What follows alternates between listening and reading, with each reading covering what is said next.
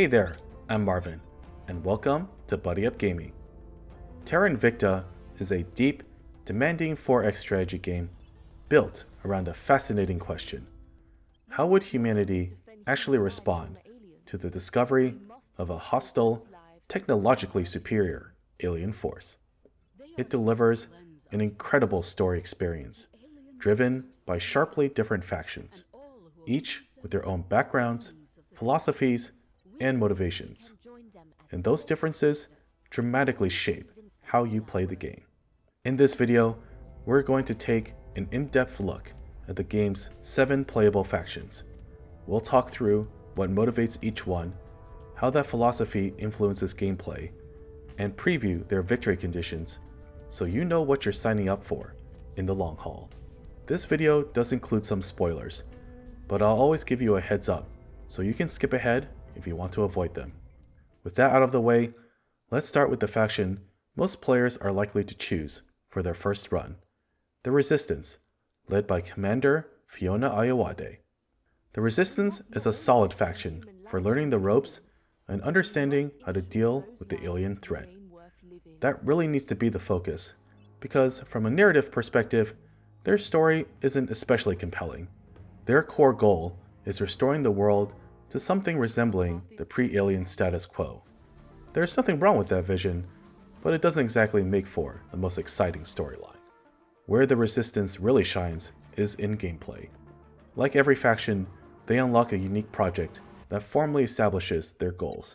And for the Resistance, this happens relatively early. Completing it not only advances the story, but also grants a massive 40-point boost to your control point cap, along with the faction's unique organization, Special Activities section. This is one of my favorite orgs in the game. It provides a 5-point boost to both investigation and espionage, plus several other stat increases. Combined with the +2 bonus from the Talent Development Project, it significantly accelerates the development of a high investigation or high espionage counselor. Later on, completing the Resistance Rangers project unlocks a unique Marine unit with 2 more strength than standard elite Marines, making it much easier to destroy rival and alien outposts. For an anti-alien faction, the Resistance also has one of the most straightforward victory conditions. We're heading into spoiler territory here, so skip ahead if you'd rather avoid it. To win, you must remove any alien presence on Earth, destroy all Tier 3 alien bases on major planetary bodies, several asteroids, and most of the Kuiper Belt, and finally, eliminate any alien fleet with a combat strength of 4,000 or higher. It sounds intimidating, but if your overall strategy is to steadily grind down the aliens, you'll naturally accomplish all of this along the way. Now let's do a complete 180 and talk about the Servants, led by Superior Judith Howell. The Servants are one of the 2 pro-alien factions, which means your playthrough looks radically different. You won't be fighting the aliens, and while that means missing out on some of the game's most dramatic moments, I still think they're worth playing. Judith leads one of the more interesting storylines in the game. She's portrayed not as a simple religious fanatic, but as a spiritual savant, genuinely trying to understand the aliens. Through her connection to them, you'll learn more about the aliens' backstory than with almost any other faction, except maybe the Academy. She also delivers one of the funniest lines in the entire game, featuring a surprisingly clever take on Schrodinger's cat.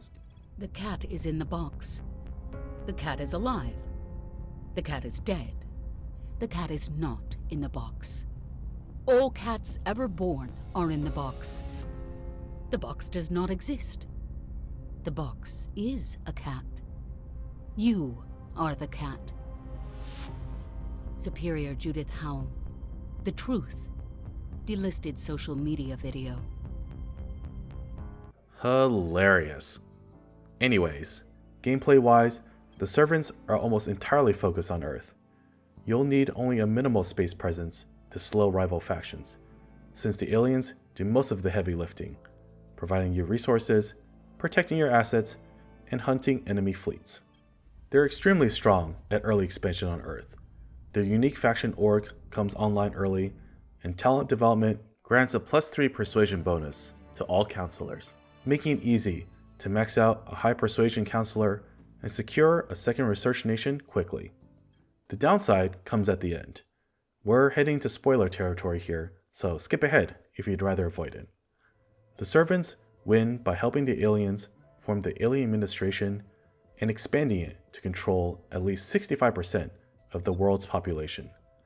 While thematically appropriate, this is a slow and often tedious process. You're required to take control of multiple major population centers: China, India, the US, the African Union, and at least one other major federation. Worse, transferring control requires a special mission gated behind 15 abductions per nation. Even with alien support, you're limited to 2 abductions per turn, which makes the late game feel like a slog. My advice is to save the US for last, since owning its armies is invaluable for supporting conquest during this process. Next up is the Protectorate, led by Commissioner Kiran Banerjee. Like the servants, they are a pro-alien faction, but their motivation is very different. Kiran is driven by a belief that humanity cannot survive a war against a vastly superior foe. His long exposure to conflict convinces him that appeasement is the only path that avoids catastrophic loss of life. Listening to his speeches, it's clear his heart starts in the right place. But as you uncover more of the alien's true motives, his denial becomes harder to ignore. It's an interesting character study, even if he's not exactly easy to root for. From a gameplay standpoint, the Protectorate is extremely strong early. Talent development grants +2 persuasion and +2 administration, which translates into a hefty 20-point boost to your control point cap early in the game. Their unique project, For the Greater Good, adds another 4 points to control nation missions, making it trivial to secure a second research nation like China. Compared to the servants, the Protectorate's victory conditions are much more straightforward. We're heading into spoiler territory here, so skip ahead if you'd rather avoid it. To win as the Protectorate, you simply start by building 10 stations in low Earth orbit equipped with a unique Sentinel module. These Sentinel modules are essentially oversized space lasers, designed to keep Earth's population firmly in line as humanity settles into its role as a subservient species under alien rule. Each one takes about 120 days to construct, but they're relatively inexpensive, which means once you've got a foothold in low Earth orbit, you can knock out all 10 Sentinel-equipped stations surprisingly quickly. After that, you'll need to form the United Nations, which requires controlling countries representing 60% of the world's population and 50% of Earth's GDP. That may sound daunting at first, but the Protectorate has a unique project that grants claims on every region on Earth. This allows you to form a single globe-spanning nation with a far lower CP requirement than owning all those regions separately. Once you secure the United States, China, India, and any other high GDP or populous nation with nukes, you can simply conquer your way to reach those 2 milestones. Switching gears again, we come to Humanity First, led by Colonel Hans Castile. Like the Resistance, Humanity First is fully committed to repelling the aliens, but they're willing to cross any line to do it. Over time, you'll find they become as ruthless as the aliens themselves. Humanity First is built around aggression. Like the servants, you'll unlock their unique faction org very early in the game. The Executioners provides massive boosts to espionage and command, and also unlocks the Assassinate mission. 2 other unique projects, Killer Instinct and Prescription, improve assassination and purge mission success, allowing you to field terrifyingly effective espionage counselors. Talent development grants +2 command and security, which means Humanity First is also excellent at running coups d'etats to take over nations owned by rival factions. Their victory conditions mirror the Resistance, but with one twist. We're heading to spoiler territory here, so skip ahead if you'd rather avoid it. You must eliminate the alien presence on Earth and in space, but also neutralize the servants and the Protectorate, though those factions are allowed to retain up to 20% of Earth's regions. In practice, rival factions hardly put up a fight in the endgame, so this isn't noticeably harder than the Resistance's win condition. With that said, let's take a look at the Initiative, led by Chairman Soren van Wyk. The Initiative are a fascinating faction, because unlike almost everyone else in Terra Invicta, their worldview isn't fundamentally changed by the alien arrival. They don't see the aliens as gods to worship or monsters to destroy. They see them as leverage. Power is power, and the invasion is simply an opportunity to exploit on a much larger scale. Some players might find that ruthlessly practical. Everyone else on Earth will absolutely despise you for it. Personally, I'm not a huge fan of the Initiative's ideals, but I do think they offer one of the most refreshing and cynical angles in the game's storytelling, especially when contrasted with more idealistic factions like the Servants or the Academy. Gameplay-wise, the Initiative is very much a mixed bag. Early on, they feel quite strong. Completing talent development grants a 3-point boost to administration. It lets your counselors equip more organizations and provides a healthy increase to your control point cap, right at the moment when you're likely looking to grab extra nations for spoils. This strength pairs extremely well with one of their standout unique projects, Capitalization, which unlocks through the Arrival Economics Global Tech. Completing Capitalization alongside Arrival markets adds a massive 10 additional organizations to the market every single month. That flood of options makes it much easier to tailor counselors exactly how you want them, and it gives the Initiative a very consistent advantage in the early game. The Initiative also has one of my favorite unique faction organizations in the entire game, the Ferrocite Deployment Team. This org provides an enormous 15-point boost to Persuasion, along with 5-point increases to Investigation, Espionage, and Administration. Once you have it, you can comfortably field 2 extremely high persuasion counselors and flip public opinion in virtually any nation on the planet. The catch, unfortunately, is timing. The Ferrocite Deployment Team is locked behind the Ferrocites project, which means you won't gain access to it until much later in the campaign. By the time it comes online, its impact, while still strong, is far less dramatic than it would have been earlier, when control over public opinion really defines the early game. Things become even less appealing once we look at the Initiative's victory conditions. We're heading into spoiler territory here, so skip ahead if you want to avoid this. The Initiative become obsessed with the aliens' ability to use Ferrocites to exert control, and ultimately develop a synthetic version that works on both humans and aliens alike. Their end goal is dominance over everyone. That ambition comes with a hefty workload. Like the Resistance, you'll need to eliminate all alien presence on Earth and in space. On top of that, you're required to build fully developed Tier 3 outposts on Mercury, Luna, Mars, Ceres, and the moons of both Jupiter and Saturn. As if that were enough, you must also control nations, representing at least 60% of global GDP.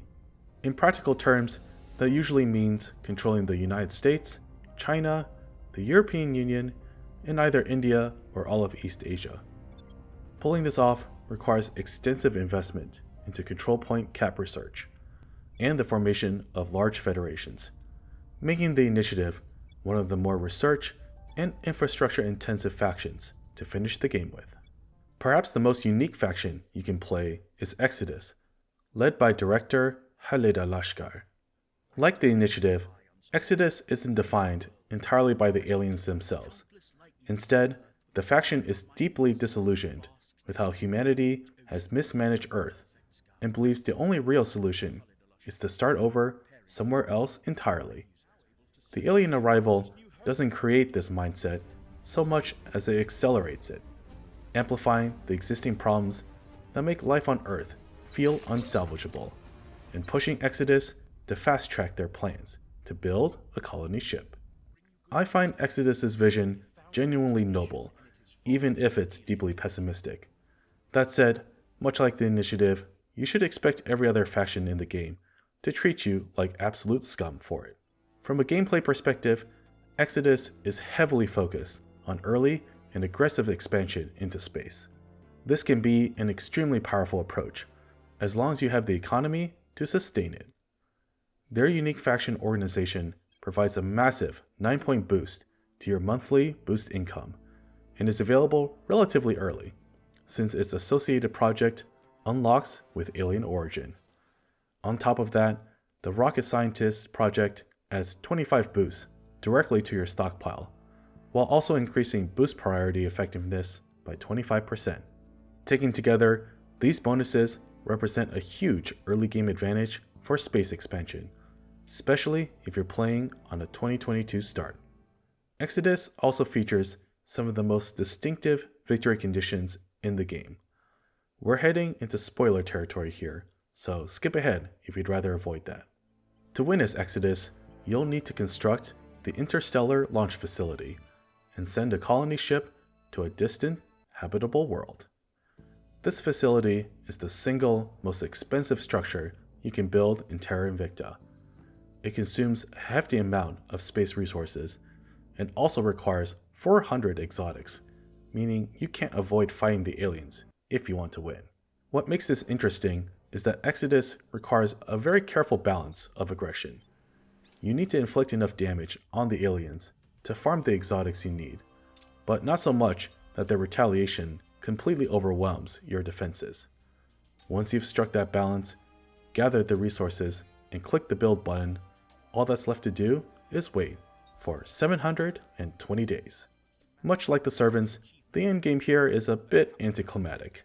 Earth can be completely falling apart, your space infrastructure can be in ruins, and everything can be on fire.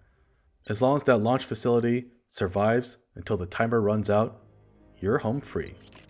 We'll wrap things up with my personal favorite faction, the Academy, led by Chancellor Li Qingzhao. The Academy represents the ultimate idealist response to the alien arrival. When faced with an overwhelming and hostile force, they don't fight back like the Resistance or Humanity First, and they don't submit like the Servants or the Protectorate. Instead, their solution is to extend their bloodied hands and say, "Hey, let's be friends." That probably sounds ridiculous the first time you hear it, and honestly, I felt the same way. But the more of Lee's speeches I listened to while completing global research, the more I came around to the Academy's core belief that true growth through adversity means overcoming humanity's own internal divisions and striving for peace even with beings who are truly alien. As uplifting as that vision can be, the Academy's gameplay is considerably less forgiving. There is a good reason they're rated as the hardest faction to play. Their unique faction organization is arguably the weakest in the game, and to make matters worse, it's locked behind a unique faction project that costs a staggering 25,000 research to complete. Talent development only provides a 3-point boost to science for all counselors, which is fine, but hardly game-changing. Their other unique projects, Best and Brightest and the Ivory Tower, do offer meaningful bonuses, but they're largely on par with projects available to every faction. What truly defines the Academy's difficulty, though, is the Doomsday event tied to researching Deep System Skywatch. Once humanity definitively learns that the aliens are not, in fact, coming in peace, Academy supporters abandon the faction in droves. This results in a massive global public opinion hit and causes roughly half of your control points to become disabled. Losing control points in your research nations is incredibly painful. Not only do you have to fight to keep those points from being purged, but you'll also lose the research output they provide while they're disabled. It's arguably the only scripted story event in the game that has an entire strategy built around preparing for and mitigating its impact. The one real silver lining is that thanks to the Academy's moderate ideology, turning rival counselors is relatively easy, no matter who you're targeting. Being able to infiltrate rivals and steal their best organizations early on can provide a substantial power boost, especially while you're trying to establish a foothold in space and secure your second research nation. And then there are the victory conditions, which are frankly exhausting. We're heading to spoiler territory here, so skip ahead if you'd rather avoid that. Winning as the Academy requires you to replicate many of the initiative's late-game objectives, but with additional complications. You'll still need to build Tier 3 stations across multiple celestial bodies, and eliminate all major hostile stations and fleets. This time, not just for the aliens, but also humanity first and the servants. On Earth, you'll need to control nations representing at least 60% of the world's population. That requirement fundamentally shifts which nations matter in the endgame. The USA and the EU, despite their massive GDP and excellent research, military, boost, and mission control benefits, become less valuable. Instead, you're pushed toward taking control of a highly populous but underperforming India and slowly forming the African Union by starting in Ethiopia and unifying outward across the continent. To be fair, these victory conditions are a perfect thematic fit for what the Academy represents. But there is no getting around it. They demand patience, careful planning, and a lot of endurance to see through to the end. Terra Invicta's 7 factions are what truly elevate the game. While its complex systems hook you at first, it's the factions, their leaders, philosophies, and stories that keep you coming back. Knowing that heartbreak is inevitable makes starting a new run hard, but these deeply realized narratives provide the motivation to see it through. If you're enjoying the story, but want to improve your gameplay, check out our full Terra Invicta playlist. New players should start with the Beginner's Guide, while experienced players could jump straight into the Advanced Tips Guide. And if you want minimal hand-holding, our Nations Guide gives you solid starting options without dictating your choices. I hope you found this guide helpful. On screen, I'll leave a comparison table of faction mechanics along with a spoiler section breaking down victory conditions. If you enjoyed the video, please like it and subscribe to Buddy Up Gaming for more family-friendly strategy guides, reviews, and deep dives. Take care out there.